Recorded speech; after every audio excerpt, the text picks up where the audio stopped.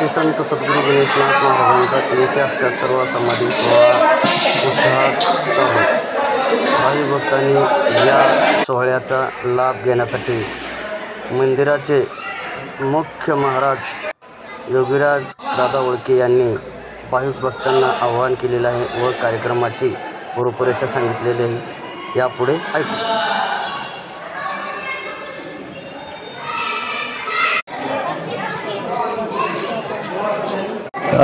श्री संत सद्गुरू गणेशनाथ महाराज यांचा समाधी सोहळा व यात्रा महोत्सव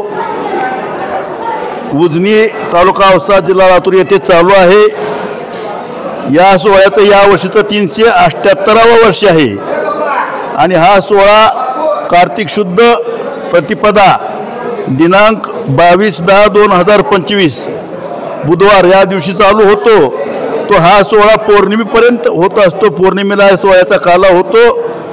दिनांक 5/11/2025 कार्तिक शुद्ध पौर्णिमेला यांचा काला होतो आणि काल्याने समारोप होतो। हा सोहळा 15 दिवसाचा आहे आणि या सोहळ्यामध्ये दररोज सकाळी विष्णू सहस्त्रनाम घेतलं जातं, त्यानंतर गाथा भजन घेतलं जातं, त्यानंतर दुपारी चातुर्मास असतो, पुन्हा 6 वाजता हरिपाठ होतो आणि संध्याकाळी 8 ते 10 दररोज कीर्तन असतं व त्यानंतर हरिजागर होतो आणि पहाटे काकडा आरती होते। असं या सोहळ्याचं दैनंदिन कार्यक्रम आहेत।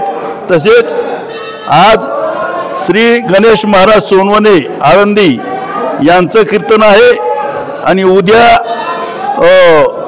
जयेश महाराज भाग्यवंत मुंबईकर यांचं कीर्तन होणार आहे।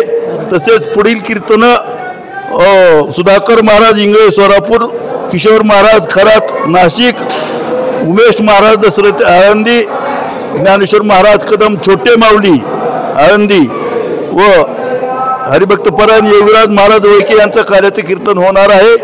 त्यानंतर एकादशी दिवशी सायंकाळी संगीत भजनाचा कार्यक्रम ठेवलेला आहे। त्या दिवशी पंडित जगदीशजी चव्हाण मुंबई व पंडित संजय गरुड पुणे यांचा चक्री भजनाचा कार्यक्रम होणार आहे।